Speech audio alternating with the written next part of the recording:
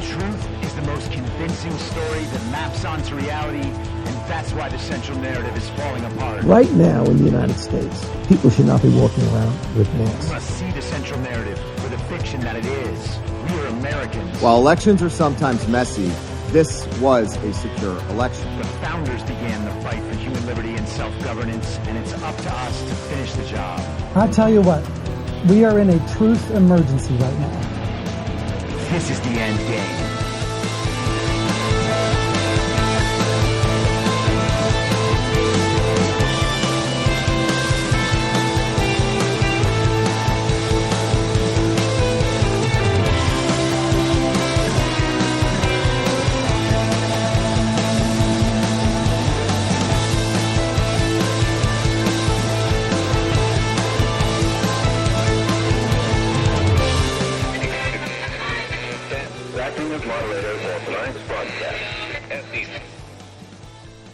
It's Tuesday, April 30th, 2024, the 1196th day of dystopia. I'm your moderator, Chris Paul. Let's be reasonable. A warm welcome and hello to all of you listening to the podcast through a paid subscription on Substack. With your paid subscription, you get the show ad-free, and every week you get to participate in a private live stream on Rumble for paid Substack subscribers. You can become a paid subscriber for $50 a year or $5 a month, and in doing so, you will be supporting me, the work I do, and this show as it expands. And if you can't, or you simply don't want to, continue listening to the free version on Substack, Rumble, or wherever you listen to podcasts. You can find the links to the podcast, the writing, the social media, and the merch site by visiting linktree.com/I'm your moderator. Anyone who understands the roller coaster we've been on these past few years knows we haven't reached the end yet, and there may still be hard times to come. And as we add $1 trillion to the national debt every 100 days, we could be headed for some shaky financial times. If you're like me, you're figuring out how to diversify and make sure some seeds are planted for whatever may come. And that's one of the many reasons I think Bitcoin is part of our future. But it's not only about money. Bitcoin looks to be a critical part of the next generation of technology, communications, energy, verification, and even national defense. I'd encourage everyone to do their research and do it now. And if you're convinced of the likelihood that Bitcoin is an essential part of our future, then you'll need an on-ramp. I recommend River. River empowers you to grow your portfolio without any unwanted surprises and eliminates third-party custodians, putting you in control of your assets. Open an account with no minimum purchase requirement. You can get your Bitcoin journey started with just $1. Visit partner.river.com/reasonable to create your River account today.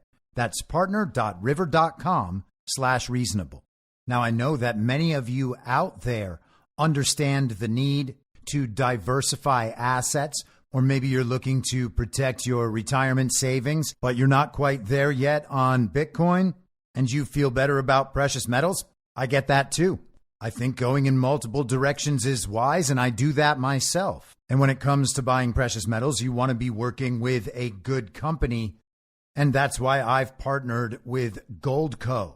Goldco is a 6-time Inc. 5000 winner, 2022 Company of the Year, and they've helped people like you and me place over $2 billion in gold and silver. And I have gotten silver from Goldco. And right now they're offering my supporters up to $10,000 in bonus silver while supplies last. Don't pass this offer up. Go to reasonablegold.com now. This is your opportunity to protect you and your family from an out-of-control government before it's too late. So don't wait a second longer. Take action today. Click on the link in the podcast notes or go to reasonablegold.com now and get your free gold kit, your free IRA kit. You'll be glad you did. All right, everybody. So before we get started, I just want to let everyone know we're going to a slightly different distribution model. The free version of the podcast will now be out on the day I record the episode and send it out to the paid subscribers. That free version will have ads from companies I've partnered the podcast with. companies that I've found to have good reputations and supply something I think is valuable during this time. People who listen to the free version of the show also will not have access to the Rumble live streams that I'm now going to do weekly each Wednesday. I will make the audio of those live streams available for free on Substack, Rumble, and the other platforms 1 week from when I do them. So this week's Wednesday live stream will be available by audio for people who do not have a paid subscription on Substack or listen on Rumble or one of the other podcast apps. That means that the maximum number of episodes of the podcast, the way you're used to getting it, will be 4 per week. And then there will be the one live stream. I hope that everybody likes this. I hope that it provides additional value to paid subscribers. And I hope that if people agree with me about where we're headed and understand the need to be prepared and fortify yourself, whether it's financially or anything else, then the companies I've partnered with will hopefully provide you what you need while supporting the show. All right, so let's get started with some updates from what we discussed yesterday. Around the time I posted my podcast episode, Donald Trump went ahead and released another statement on Truth Social about Ron DeSantis. He said, "I'm very happy to have the full and enthusiastic support of Governor Ron DeSantis of Florida. We had a great meeting yesterday, arranged by mutual friend Steve Witkoff at his beautiful Shell Bay Club in Hollywood, Florida. The conversation mostly concerned how we would work closely together to make America great again.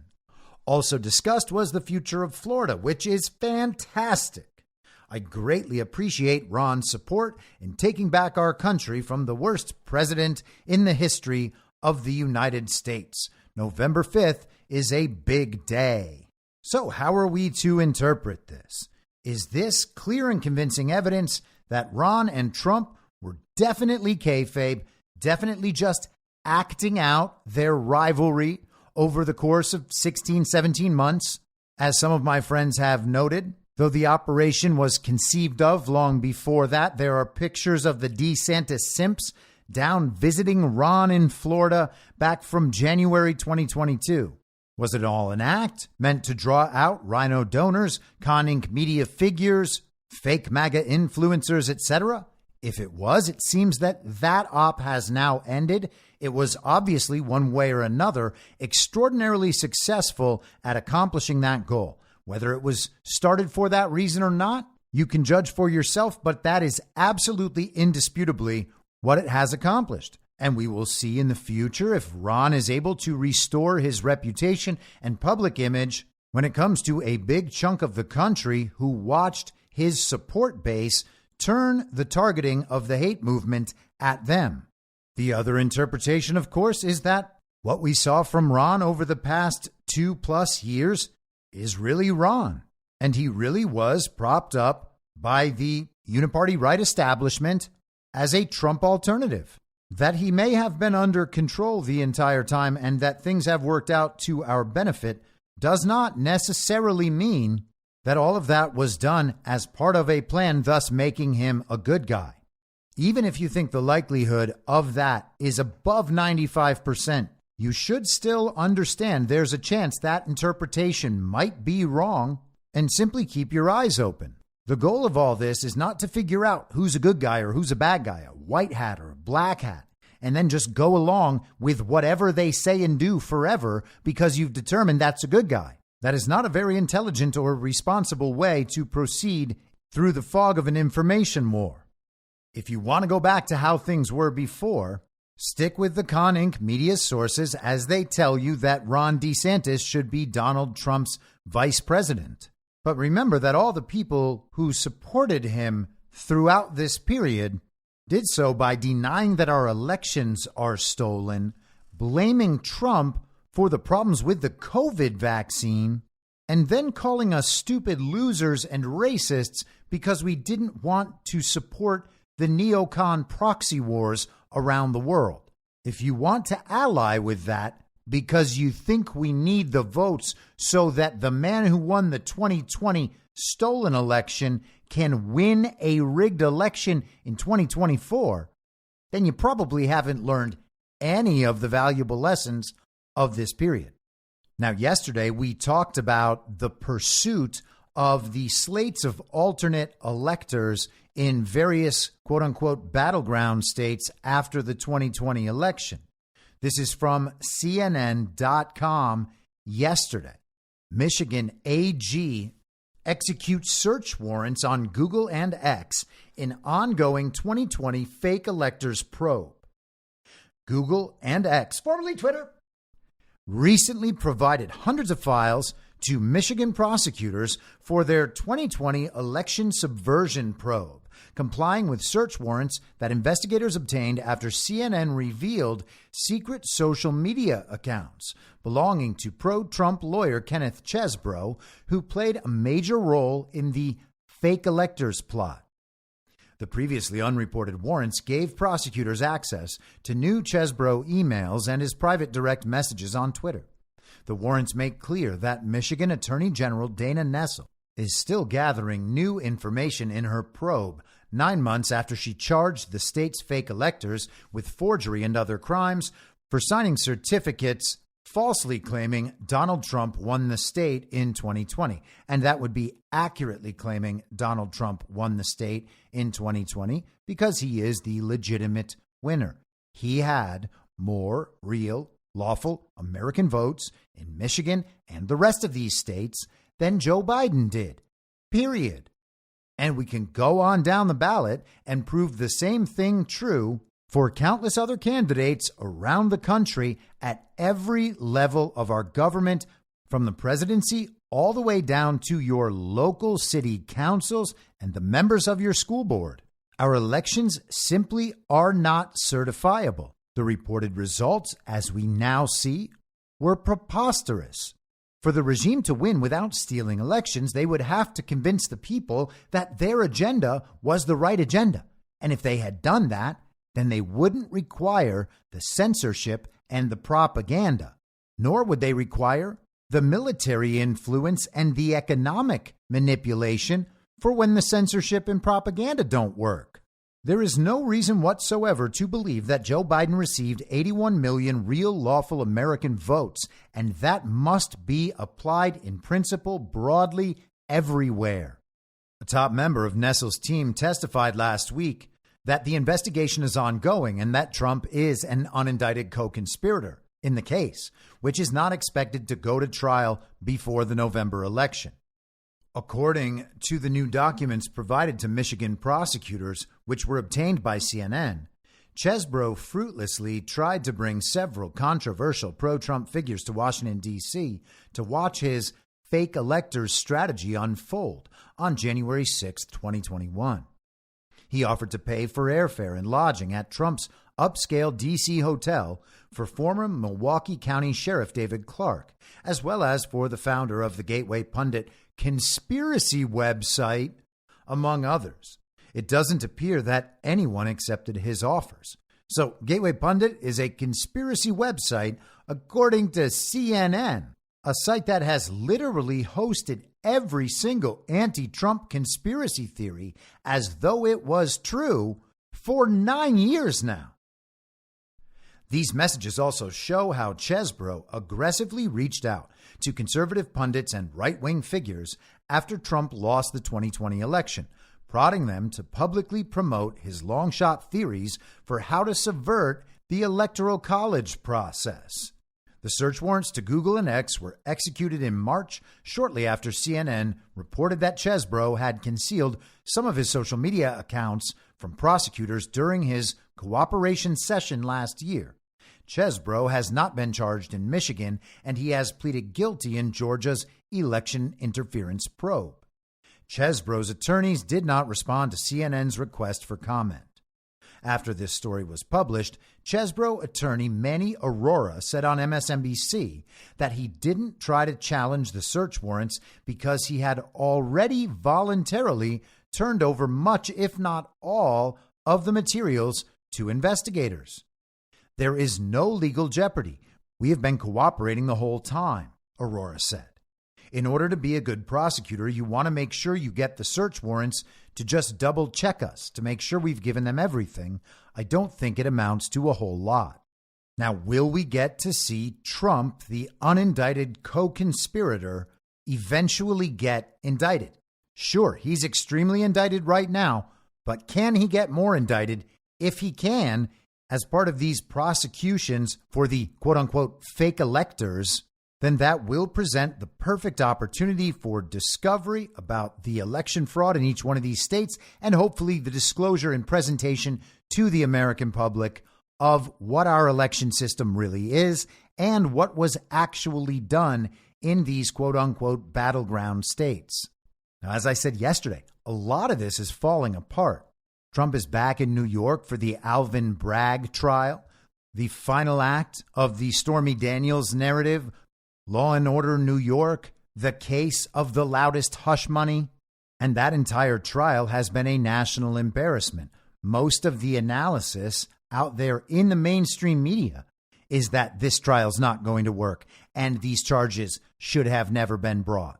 And that's not the only thing falling apart. We will get to the Jack Smith stuff in just a couple of minutes. But here is Rachel Maddow coming to terms with all this. And it sounds like she wants to get off this ride. She just wants it all to end. I have kind of a wild take on this, and it is this. If I were Trump, I would plead guilty. I would try to plead it on down to a single count if I could, pay the fines, take the business punishment or whatever, do the 5 minutes of jail time, call yourself a martyr for it, raise a lot of money. Or you'll have Secret Service in there, you'll be fine. But if you did that, you could make this thing come to an end. You could shorten this process. You could get out of that courtroom and get back on the campaign trail. You could avoid the punishment of having to show up for court every day. This is likely the only one of his trials that's happening before Election Day. If he gets out and campaigns and runs the campaign he wants to, he'll be president in November. He'll be president-elect as of November, and then all the trials will go away anyway. I know it's a wild take, but if he doesn't pull that ripcord, if he doesn't change his plea to guilty, if he sticks it out at trial, this is going to be another 6 weeks more. How much worse is this going to get for him? Now, that is a very strange fellow. Rachel Maddow sounds as though Rachel Maddow is negotiating either on behalf of Donald Trump or on behalf of the other side to Donald Trump. Either way, it sounds like Rachel Maddow wants all of this to stop as soon as possible. It's, I guess, better for Trump to not show up at his Manhattan trials. Donald Trump is making great progress by being on mainstream television every day, the victim and target of a political persecution inside a kangaroo court where we are getting cartoon courtroom sketches that the television characters are then going and analyzing. It is a ridiculous charade that makes everyone pursuing and prosecuting Donald Trump look like a fool. And every bit of that benefits Trump enormously. He's not being punished for another 6 weeks.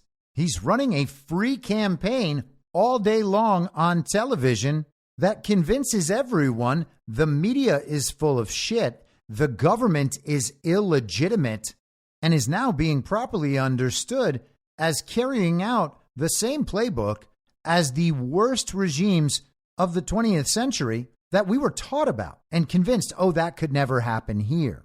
Donald Trump's not the dictator. Donald Trump's not the one destroying society. Donald Trump's not the one leading the hate movement. All of that is exactly backwards. And we've got the economy, the immigration, and the global conflicts to prove it.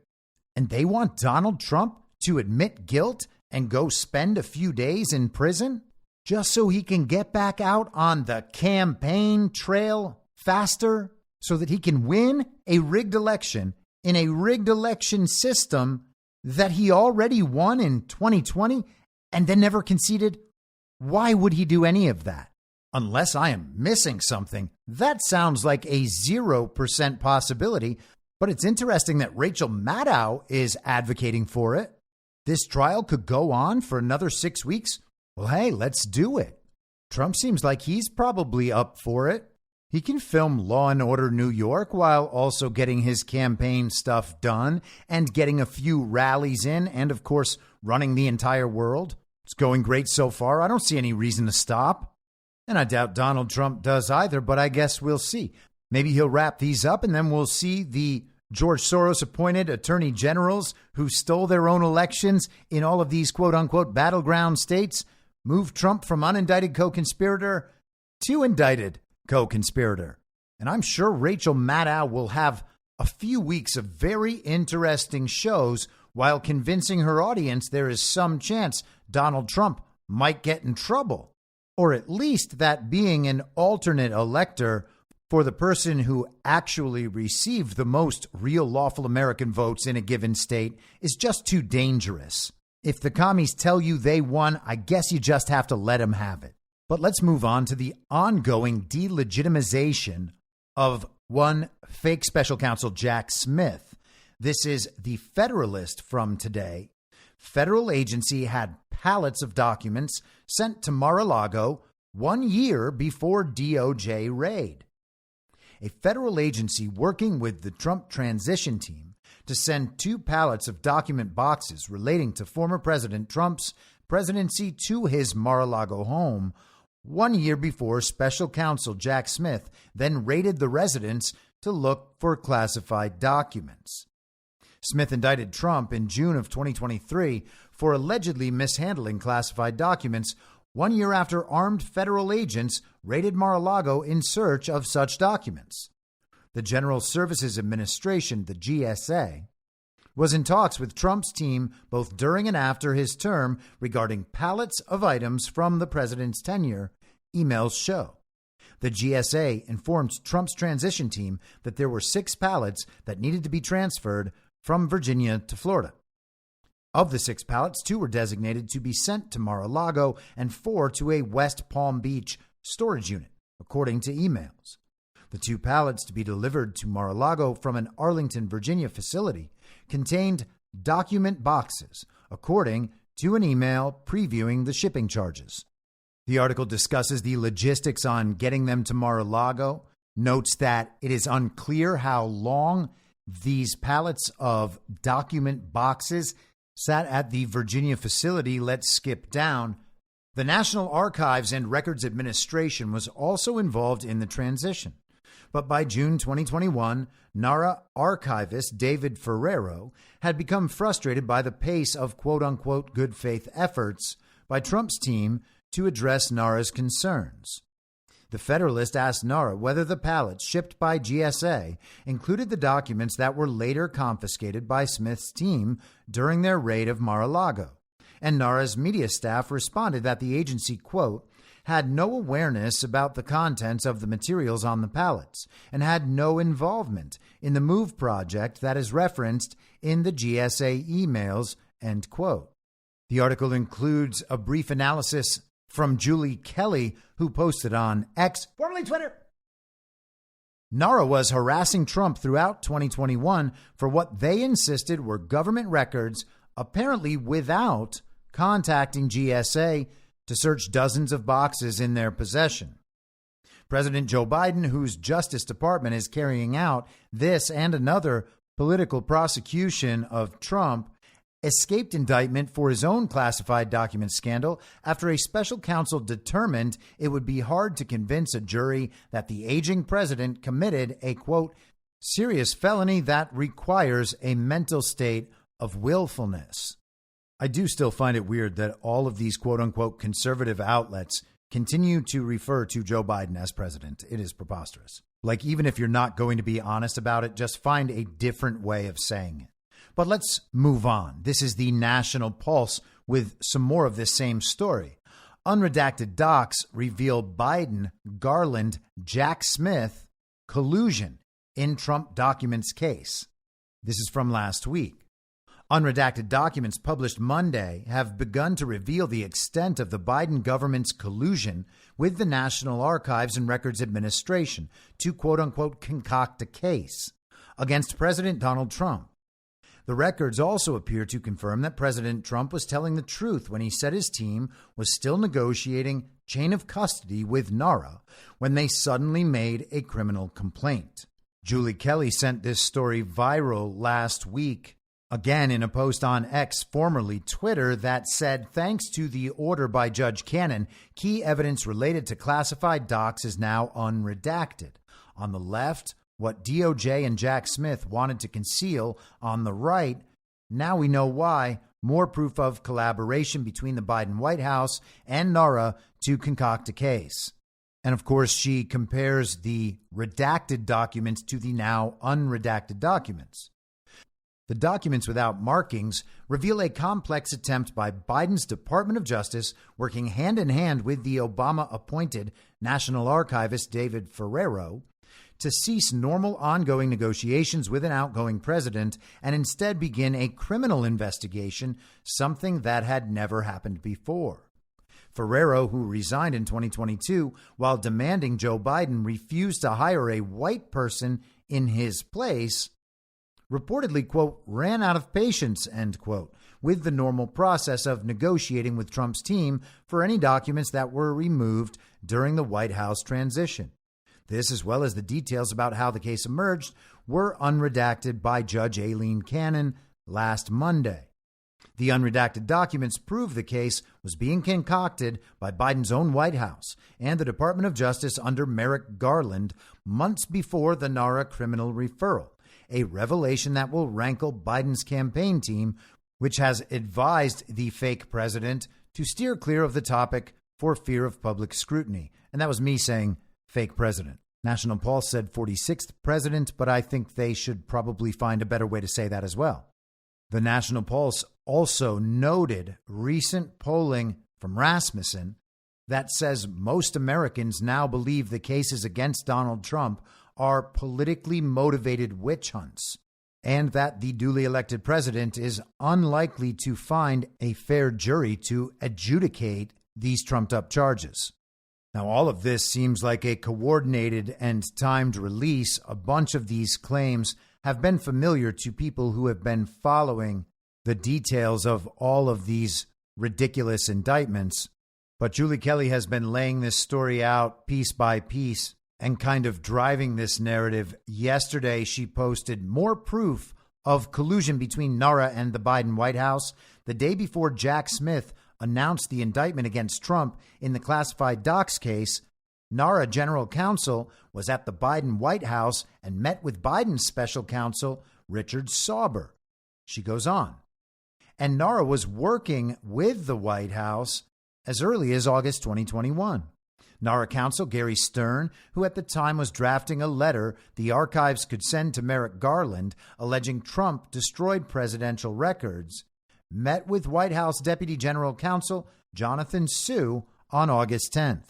Trump posted this last night on Truth Social. Wow, it looks like deranged Jack Smith, a sick psycho, got caught. Big stuff. See story in Rob Schmidt opening on Newsmax. Amazing. Make America great again. And stuff is in quotes. Who knows if there is some underlying message? Maybe we'll figure one out someday. Maybe some smart person has already figured it out and I haven't seen it yet. But Donald Trump addressed all of this outside the courtroom today, where he is appearing for Law and Order New York, the Loudest Hush Money. Thank you very much. So we begin again. This is a case that should never have been brought. Every single major legal scholar, Jonathan Turley, Greg Jarrett, Andy McCarthy, Dershowitz, every single scholar, Mark Levin, the great Mark Levin, had a whole show on it last night, said that this is a disgraceful case. It's a disgrace to the New York state and city court system. And all of the cases are, frankly, all of them are. You probably saw last night that Jack Smith got caught with his hand in the cookie jar. It was released late last night, and it's a big story. The documents case is a hoax created by them for election interference purposes. And so that one looks like it's going asunder. A brilliant judge saw some facts, and I haven't read what was revealed yet. It just came out. But the document hoax is indeed a hoax. The whole thing is a hoax. All of them are hoaxes, including the civil cases. They're controlled by the White House. They're controlled by Democrat judges and prosecutors that were put there specifically. They hate Trump. And the people are getting it. That's why we just came out. A new Emerson poll just was released about 2 minutes ago. And I'm leading by a lot in every swing state and leading in the general election. And you saw the CNN poll. I'm sure they aren't too happy with it, but the CNN poll was fantastic. So we're here. This is a hoax. This is a judge who's conflicted, badly conflicted. I've never seen a judge so conflicted, and giving us virtually no rulings. I hear I'm not even allowed to say advice of counsel. This is a new one to me, advice of counsel. When you have a lawyer and the lawyer does something or advises you on something, you say advice of counsel. He said you're not allowed to say that. And so you'll all figure it out. But I think the public has figured it out because the poll numbers are the highest they've ever been. And I appreciate you've treated me, actually, I thought quite fairly, at least the people here, which is a lot of people. And I appreciate that. The Biden protests that are going on are horrible. It's all caused by him because he doesn't know how to speak. He can't put two sentences together. He's got to get out and make a statement because the colleges are being overrun in this country. The anti-Semitism, all of the problems going on, they're being overrun. I've never seen anything like it. He said he ran because of Charlottesville. Well, if the people that know Charlottesville, when you extend the statement, it's a big hoax what they say was said, and they understand that. And Charlottesville is peanuts compared to what you're looking at now. This whole country is up in arms. Breaking into colleges, knocking the hell out of Columbia University. I mean, they took over. I know the building very well. They took over a building. That is a big deal. And I wonder if what's going to happen to them will be anything comparable to what happened in J6. Because they're doing a lot of destruction, a lot of damages, a lot of people getting hurt very badly. I wonder if that's going to be the same kind of treatment they gave J6. Let's see how that all works out. I think I can give you the answer right now. And that's why people have lost faith in our court system. So the Biden protests are a disaster, and he hasn't even made a statement because he's not capable of making a statement. I'm still waiting for him to debate. And he goes on for another couple of minutes, but every time he does one of these, that message gets out to the nation, and he is hitting all the points. People can view that as Trump just speaking off the cuff. And the mainstream media has consistently for 9 years tried to frame those statements as incoherent or unfocused. But Trump lays out all the critical parts of these current narratives. He addresses Jack Smith, the hoax. He addresses the Alvin Bragg hush money hoax.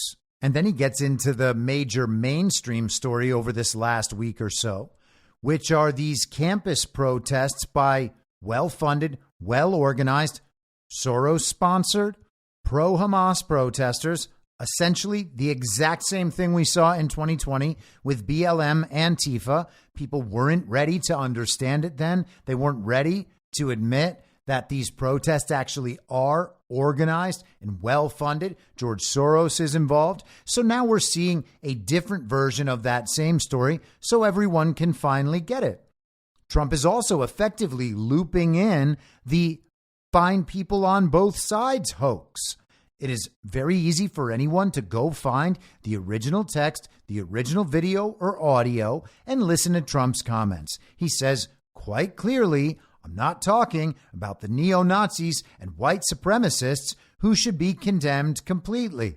Meanwhile, we have the fake president, Joe Biden, who is in the unfortunate position of having to say that there are very fine people on both sides, because if you are an establishment Democrat, you have to play to the communists on the far left who are all about supporting BLM Antifa and this well-funded, well-organized, totally synthetic pro-Hamas protest movement as well as the controlled opposition on the other side, who is totally obsessed with this protest movement because they think that it makes the pro-Israel argument that they've been pushing for even stronger.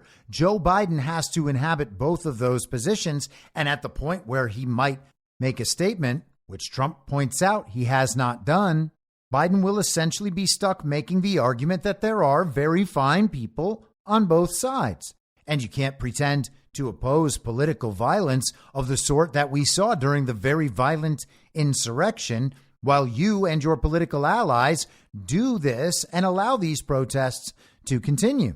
I think it will be interesting in the future to see what the special connection between these various colleges and universities hosting these protests actually is. I was digging for this a little bit over the weekend, which is actually what made me initially pursue these alternate search engines. I have a feeling that there has to be some connection with the illegitimate Biden administration and the legislation they were pursuing to forgive student loans. That is a suspicion I have that I have not been able to substantiate yet, just to be clear. If anyone wants to share info on that, you are more than welcome to do so. But I believe there has to be some sort of tie-in with these colleges and universities.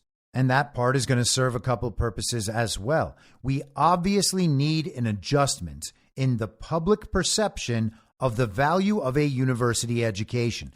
Everyone thinks that is the path toward becoming an elite yourself, or toward achieving a good career and financial success. And it, unfortunately, is not a clear path to any of that any longer, if indeed it ever was.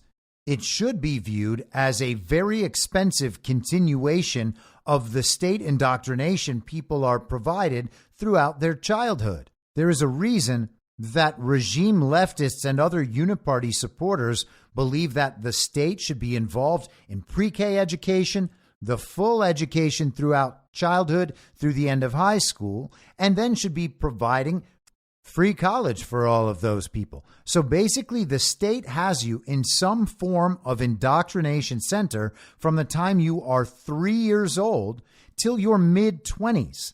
If you want a society full of indoctrinated servants of the state, you could hardly imagine a better way to go about it than to keep kids in these indoctrination centers from the time they are toddlers through the time when they are well into their 20s. Now let's get back to Jack Smith. This is the Epoch Times from Sunday. Justice Thomas raises scrutiny on special counsel Jack Smith's appointment in Trump hearing. U.S. Supreme Court Justice Clarence Thomas has asked former President Donald Trump's lawyers about whether they challenged special counsel Jack Smith's authority to bring charges against the president. On April 25th, the U.S. Supreme Court heard oral arguments in a case about President Trump being immune from prosecution for official acts carried out during his presidency.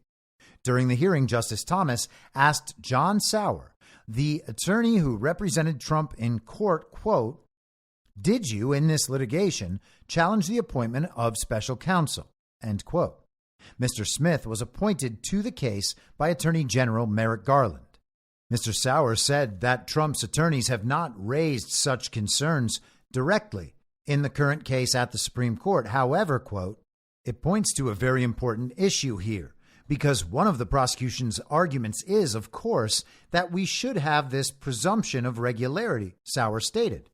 That runs into the reality that we have here an extraordinary prosecutorial power being exercised by someone who was never nominated by the president or confirmed by the Senate at any time. We hadn't raised it yet in this case when this case went up on appeal. So Trump's attorney here is suggesting that he is well aware of the questions about Jack Smith's legitimacy, but also that they haven't even reached the point of contesting that, because first they need to contest whether or not Donald Trump has immunity for his official actions as president. And you can imagine that if the Supreme Court rules that Donald Trump still has to, quote unquote, stand trial for these very, very real charges, then they could immediately come right back and challenge Jack Smith's legitimacy as special counsel. And this isn't a new issue. This has been talked about since Merrick Garland announced that Jack Smith would be pursuing this case in the first place. This is just the first time it's been presented in a formal setting, and it's none other than Clarence Thomas at the Supreme Court bringing this to the public attention. It's not a conspiracy theory that Jack Smith is not a legitimate special counsel who does not have the authority as a legitimate special counsel to prosecute anyone, much less a quote-unquote former president of the United States. Back to the article. Mr. Sauer said he agrees with, quote, the analysis provided by Attorney General Edwin Meese and Attorney General Michael Mukasey, end quote, referring to the amicus brief the two former attorneys general submitted to the Supreme Court on March 19th, and we talked about that 6 weeks ago. In it, the two attorneys general noted that irrespective of what one thinks about the immunity issue, Mr. Smith, quote, does not have authority to conduct the underlying prosecution, end quote. The article quotes another bit of that brief. Those actions can be taken only by persons properly appointed as federal officers to properly created federal offices. Smith wields tremendous power and effectively answers to no one. However, neither Smith nor the position of special counsel under which he purportedly acts meets those criteria. And that is a serious problem for the rule of law, whatever one may think of the conduct at issue in Smith's prosecution. Attorney General Merrick Garland appointed Smith as special counsel of the U.S. Department of Justice, citing several statutes. And of course, Merrick Garland is not any more legitimate than his ostensible boss, Joe Biden. However, none of these statutes even, quote, remotely authorize the appointment by the Attorney General of a private citizen or government employee to receive extraordinary criminal law enforcement power under the title of special counsel, end quote. And that obviously makes sense. It would be ridiculous to just allow the Attorney General to select anyone he wants to come in and begin a political prosecution. The two attorneys general, this is Meese and Mukasey, added there are times when the appointment of a special counsel would be appropriate and that the U.S. Constitution allows for such appointments. However, quote, the attorney general cannot appoint someone never confirmed by the Senate as a substitute United States attorney under the title special counsel. Smith's appointment was thus unlawful, as are all actions flowing from it, including his prosecution of former President Trump. The article goes on then to discuss the substance of the immunity arguments, but I think we've spent substantial time on that, and we can just wait for the Supreme Court decision to see the next turn in this narrative storyline. The point is that all of these prosecutions are falling apart, and maybe that's why Rachel Maddow just wants to get off the ride.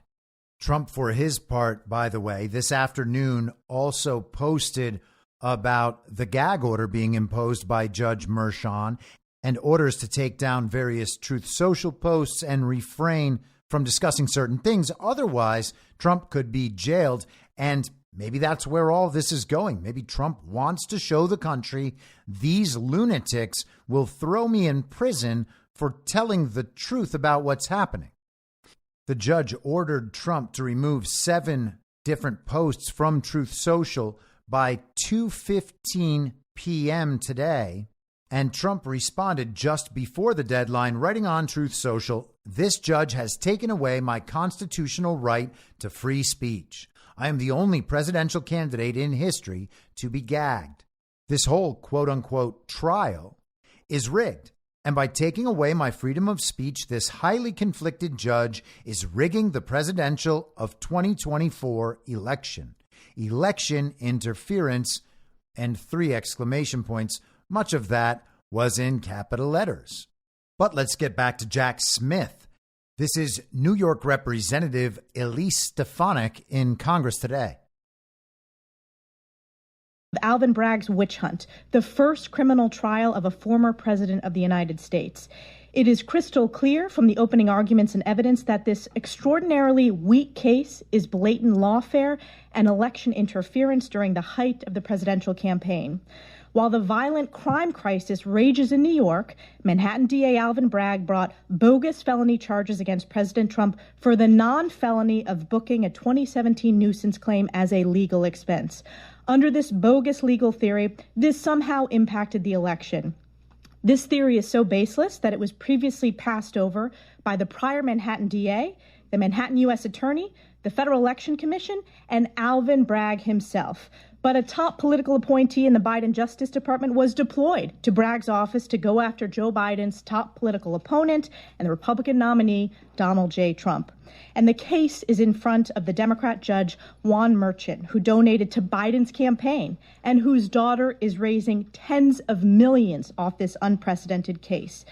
This is corrupt election interference to its core.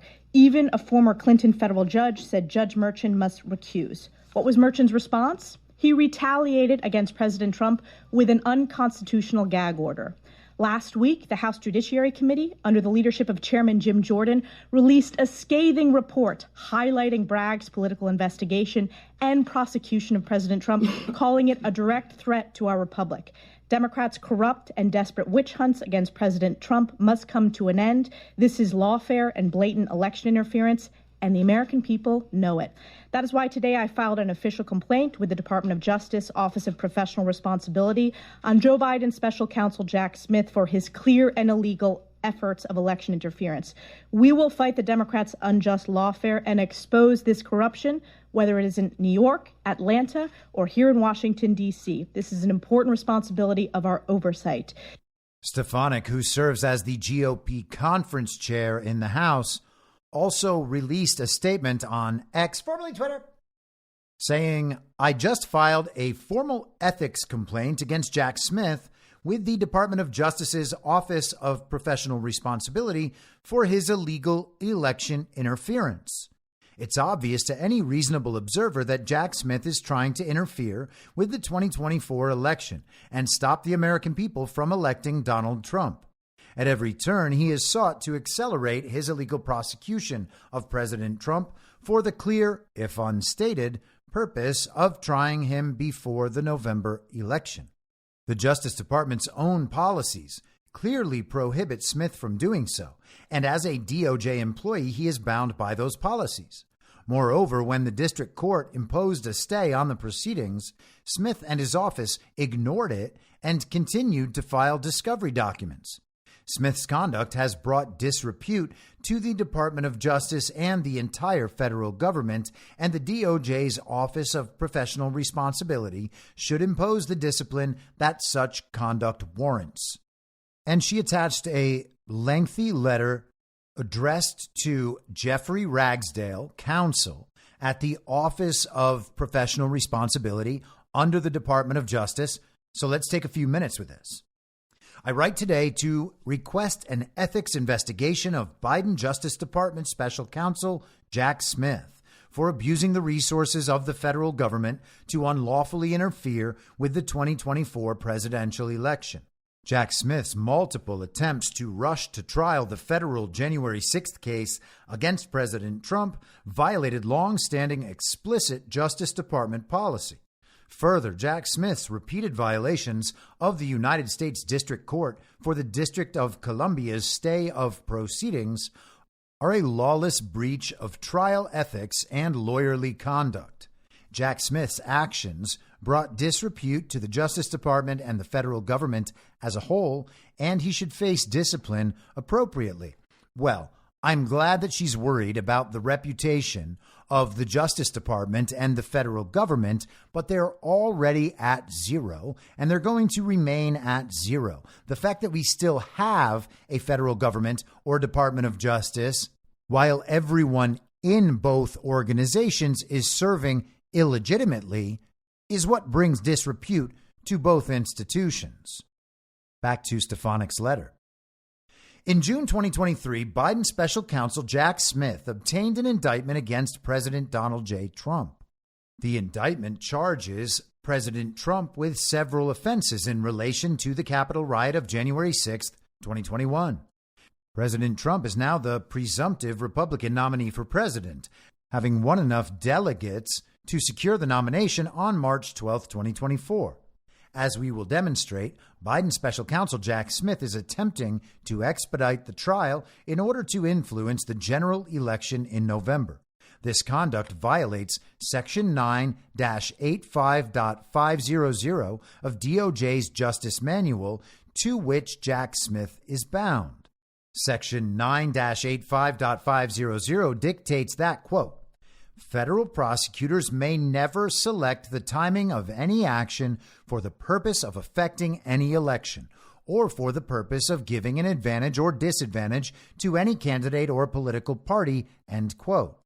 Jack Smith first violated this rule when, in August 2023, he petitioned the district court for a January 2nd, 2024 trial date.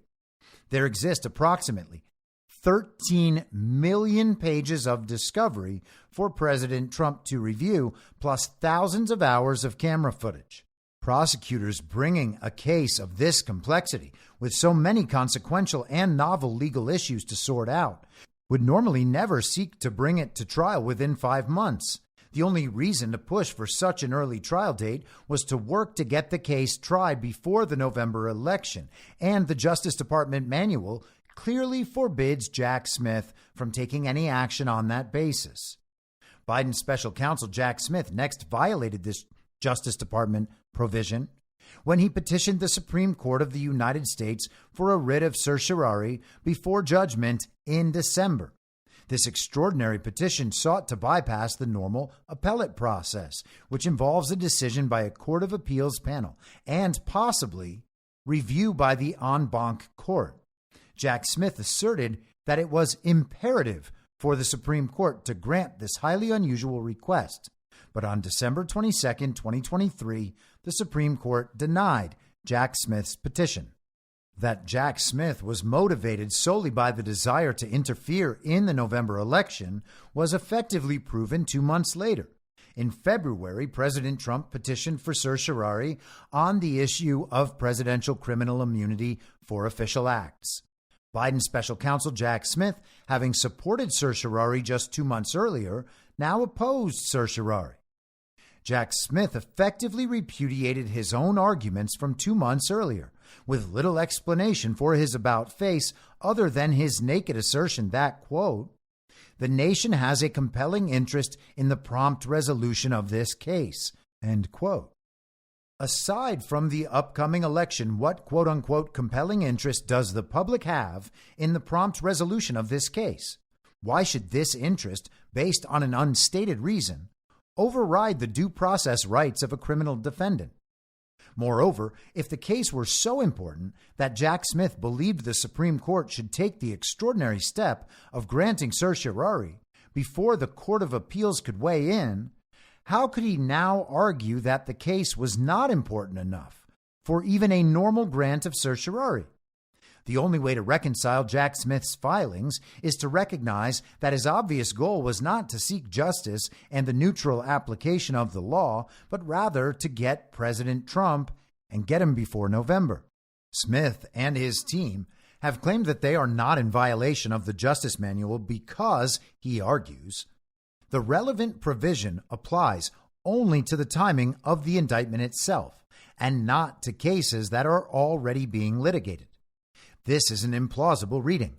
Justice Manual Section 9-85.500 applies to any action by, quote, federal prosecutors and agents, end quote, including but not limited to, quote, investigative steps, criminal charges, or statements. On its face, Section 9-85.500 also applies to the actions by the special counsel undertaken in the course of prosecuting this case against President Trump, including the attempt to obtain a preposterously early trial date, as well as the filing of an extraordinary request for certiorari for judgment. Jack Smith has not talked about the election in his filings because it is an obviously improper reason to expedite President Trump's trial. Biden's special counsel Jack Smith's actions, however, leave no doubt that the election is driving his timing decisions. No other plausible reason exists for why he is rushing this case against a criminal defendant in a manner inconsistent with the Justice Department's usual practice. Biden special counsel Jack Smith also repeatedly and deliberately violated the district court's stay of proceedings in violation of D.C. Rule of Professional Conduct 3.4c. When President Trump appealed the district court's interlocutory order denying his motion to dismiss the case on presidential immunity grounds, the district court issued a stay of proceedings as required by unambiguous Supreme Court precedent. Thus, the district court rightly stayed, quote, any further proceedings that would move this case toward trial or impose additional burdens of litigation on defendant, end quote. So basically, until the immunity proceeding was finished, they just had to take a pause on everything. The prosecution, in quotes, the illegitimate Jack Smith, was not able to load up Trump and his attorneys with any further work until the immunity issue was resolved. And then, if the Supreme Court ruled that President Trump should stand trial, then that process would start up again.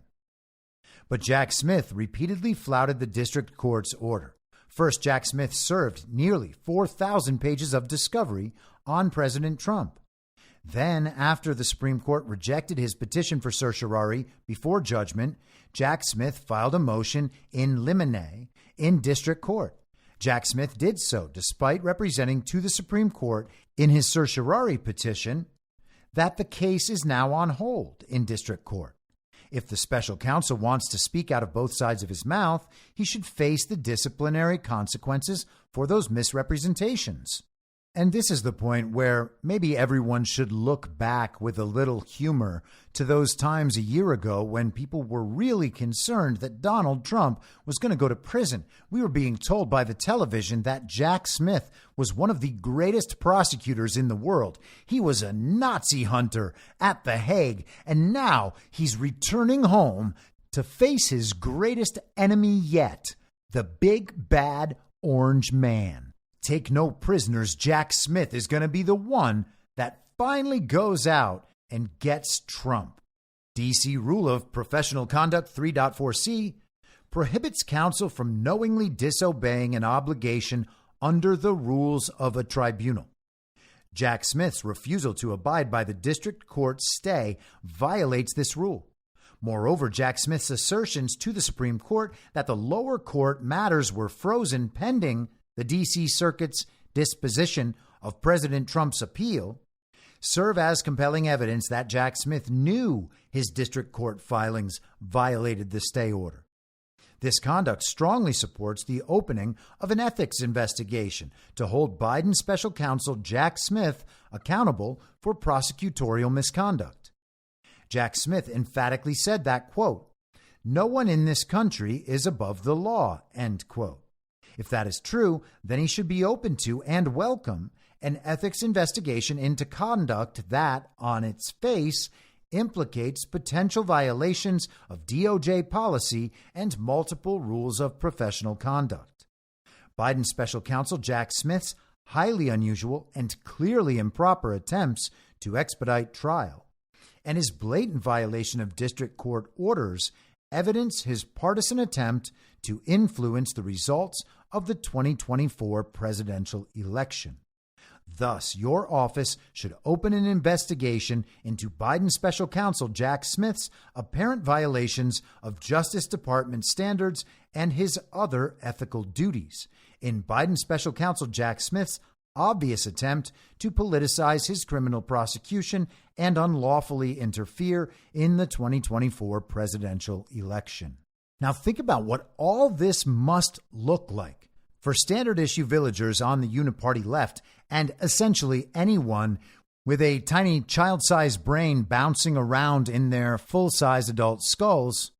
They were told that Alvin Bragg and Fani Willis and Jack Smith were bringing all of these cases against the quote-unquote former president, and all of this was going to end up putting Trump in jail for the rest of his life based on these major crimes he had supposedly committed. They really believe that Letitia James and Judge Engeron had Trump dead to rights and have destroyed his fortune. And now they think Jack Smith, Alvin Bragg, and Fani Willis are going to send Trump to prison. Imagine what it would have been like to believe all of that and then see all of this. They were told that Jack Smith was one of the greatest prosecutors in the world. That's why he was being brought back. This case was so important that they needed someone with Jack Smith's particular set of skills in order to handle it. He's going to be the guy to get Trump. And now it turns out that the entire case was created by the Biden administration. They basically colluded to invent a case out of nothing with NARA, various prosecutors, whoever else. None of the underlying facts or assumptions have proven true at all. There is legitimately nothing there. Alvin Bragg didn't even want to bring his charges. Fani Willis is totally and completely compromised. Jack Smith isn't even legitimate. And now there are calls for an ethics investigation into him because he's not even able to follow the law in attempting to prosecute this case in time for it to make a difference in our elections. And of course, underneath all of that is the regime represented by the illegitimate President Joe Biden that is orchestrating all of this based on white papers produced by the Brookings Institution and Norm Eisen, the author of the Color Revolution playbook worldwide. All of this is such a joke, and it's so pathetic that you actually at some point start to feel bad for these deranged communists. But let's focus back on Stefanik's letter. So she wants the DOJ to open an ethics investigation, an internal ethics investigation into itself based on Jack Smith's actions and the way he has proceeded to attempt to prosecute this case on a timeline that would benefit Joe Biden. Now, who knows what the future of the Justice Department will be? Is it just going to continue on into the future? Who stays there? Who leaves? How are we sure that all the corrupt and complicit communists have been removed? How are we sure that there's only good people left there? Should all of these various cases and investigations just continue on into the future, even if they were brought, initiated, investigated by all of the illegitimately seated officials that are there right now? How can an agency of the executive branch produce verifiably legitimate work under an illegitimate president as leader of the executive branch? And of course, all of that can be extended backwards for probably decades. And how should we see congressional action? This isn't, thankfully, another wasted attempt at getting the House GOP to investigate anything. But there's not much leverage to work with there anyway. They're on the verge of losing their majority, and with that, they would lose their speaker. At that point, you would have to think that all of these investigations would be useless, and we might even see moves by the then future Democrat majority House to take all of the findings and discovery of these House GOP committees and once again use all of it to go after Donald Trump. Now, Trump's not in danger. I'm just suggesting these are possibilities for how this narrative might proceed. These are patterns we have seen before. The idea that the House GOP is going to accomplish something in its final 8 months, or probably far less than that in the majority, that it has not accomplished in the first 16 months with the majority, well, why would anyone believe that? And again, I still think we will see the GOP end up the minority, and I think we're going to see either a Speaker Hakeem Jeffries or a Speaker Liz Cheney. And that part of the process continued to progress forward today. This is just the news. Democrats' chosen Speaker. MTG signals she will advance bill to oust Speaker Johnson. In the wake of a statement from Democratic leadership indicating they would oppose a motion from Georgia GOP Representative Marjorie Taylor Greene to remove House Speaker Mike Johnson, she vowed to push forward with her effort. Greene filed her motion in late March following Johnson's support of a $1.2 trillion minibus spending package. Thus far, Kentucky Representative Thomas Massie and Arizona Representative Paul Gosar have signed on to the effort. Democrats, for their part, indicated they would work against such a motion. Mike Johnson is officially the Democrat Speaker of the House. Here is their official endorsement of his speakership. What slimy backroom deal did Johnson make for the Democrats' support? She posted on X, formerly Twitter, along with an image of the Democratic statement. He should resign, switch parties, and continue voting for Biden's open border invasion of America, endless wars, full-term abortion on demand, trans agenda on children, warrantless spying on the American people, weaponizing government against President Trump and his supporters, and every other Democrat wish list item he's handed over, she continued. If the Democrats want to elect him Speaker and some Republicans want to support the Democrats' chosen Speaker, I'll give them the chance to do it, Green concluded. I'm a big believer in recorded votes because putting Congress on record allows every American to see the truth and provides transparency to our votes. Americans deserve to see the uniparty on full display. I'm about to give them their coming out party. And I would love it if Americans saw the uniparty on full display. I'm not sure about Marjorie Taylor Greene's motivations or her strategy, but we'll watch how it plays out and assess it as it does. It makes no sense to be giving any member of the House the benefit of the doubt. Our federal government is illegitimate, even if you thought I was going a bridge too far there. Whatever that sad sack of flesh and bone that calls itself Joe Biden is, he is not a legitimate president. So people should not be, quote unquote, passing legislation that he can then sign. None of this represents the proper and legitimate actions of government. Participating in that should not be seen as good or honorable just because certain members say things that we like. And of course, we can be open to finding out that some of these people are good and acting in our best interest and did win in a way that is provable and verifiable. And if that's the case, then good for them, but we shouldn't just assume it, and we shouldn't applaud them while they attest to the legitimacy of the fake president and these other institutions. Do we need a DOJ ethics investigation of Jack Smith when he's already illegitimately appointed and attempting to exercise the legal authority of a special counsel while being himself illegitimate? No, we don't. That's not the proper venue for this. These people are essentially committing treason.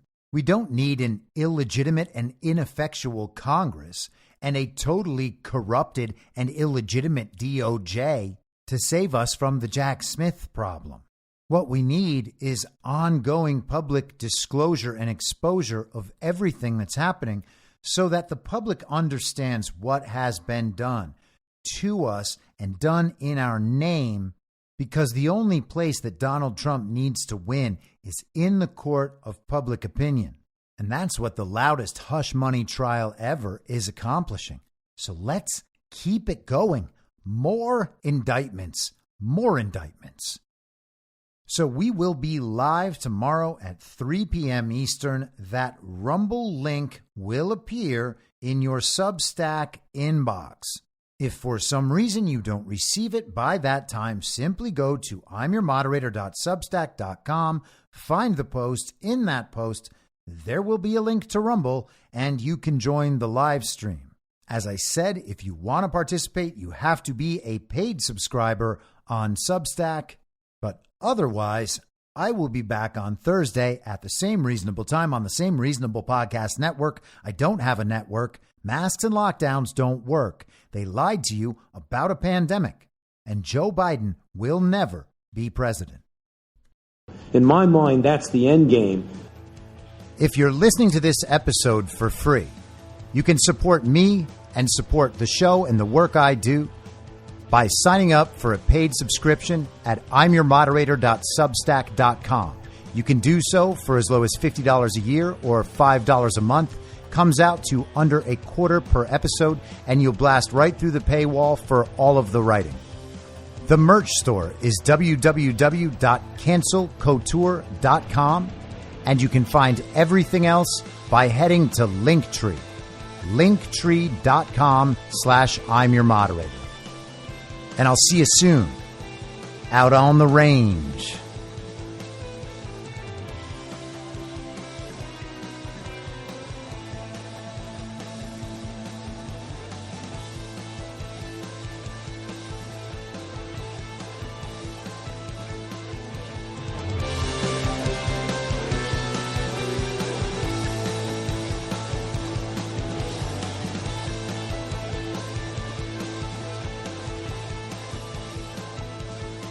It's